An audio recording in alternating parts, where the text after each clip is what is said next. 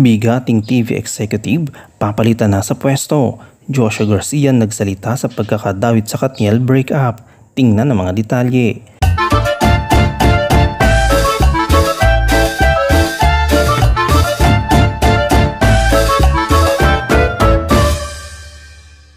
Nagpahayag si Felipe Gozon ng magre-retiro na bilang Chief Executive Officer ng GMA Network sa kanyang selebrasyon ng 84th birthday sa Isla Ballroom sa Shangri-La Hotel nitong Sabado ay ibinalita niya ito. Kasabay nito, sinabi rin niya na simula January 1 next year si GMA President at Chief Operating Officer Gilbert R. Duabit na ang papalit bilang CEO.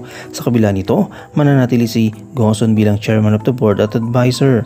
Bahagi ng pahayag ni Gozon ay sinabi, "The GMA Board of Directors has approved my retirement as a Chief Executive Officer effective December 31, 2023, but I will still continue as Chairman, Advisor, and Chairman of the Programming Committee. The Board also approved my recommendation to elect Mr. Gilberto Duabit Jr. as the new Chief Executive Officer to replace me effective January 1, 2024. Samantala sa ibang balita naman, si Joshua Garcia, isang kapamilya aktor ay hindi nakapapaya sa isang post sa Facebook na naglalaman ng maling balita tungkol sa koneksyon niya sa hiwalayan ni Daniel at Catherine. Kilala si Joshua bilang malalapit na kaibigan ni Daniel at Catherine Bernardo. Batay sa post ng nasabing account noong December 9, iniulat na nilaglag umano ni Joshua si Daniel sa pamamagitan ng pagbibigay ng pahayag at pagtuklas ng umano'y tunay na ugnayan ni Daniel at Andrea Brillantes. Maraming netizens ang tumutukoy kay Andrea bilang dahilan ng pagkakabuwag ng relasyon ni Daniel at Catherine. Ayon sa post, sinasabing kampi si Joshua kay Catherine dahil sa kanyang kaalaman na si Daniel ang nagkasala. Kahit na ilang beses niya raw paninayuhan si Daniel na magbigay buhay sa umano'y mga kaganapan sa kanila ni Andrea, ito hindi na pinapansin ni Daniel.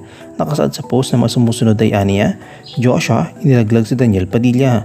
Joshua Garcia, alam pala lahat ng kalokohan ni Daniel Padilla. Si Joshua ang pinalit ni Daniel kay Dominic. Sorry bro, DJ, but this time I'll go for Kat. Matagal na kitang sinabihan na ayusin mo yung ginagawa mo at yung relasyon niyo ni Kat, pero hindi ka nakinig at tinuloy mo yung mga kalokohan ginagawa niyo ni Andrea. Akala ko malaking pero lumalabas ang atatenga mo mga sinasabi ko sa'yo. Yung sa Spain with Andrea, totoo yun, sorry bro pero hindi kita pagtatakpan. Mabilis itong nakarating kay Joshua nang may isang netizen na nagtag sa kanya sa ex na dating Twitter noong December 11 ng screenshot ng nasabing FB post. Saad ang netizen na nagbigay ng pansin kay Joshua, "At I am Joshua Garcia o ang dami na uto ng tao na nga naman. Hindi talaga may iwasan na dumadami pa rin ang mga ututo, mga madaling paikutin ng fake news, how sad." Agad naman itong narepost si Joshua, kalaki pa ang malaking caption na fake news. Ano yung komento kaugnay dito? Shoutout tayo kay Chris Jerry Cruz, kay Gloria Tortuga at kay Swabe Lang Channel 2219. I-comment mo lang ang inyong opinion sa comment section at huwag kalimutang i-like, i-follow, i-subscribe ang bcgram.net para sa mga latest happenings.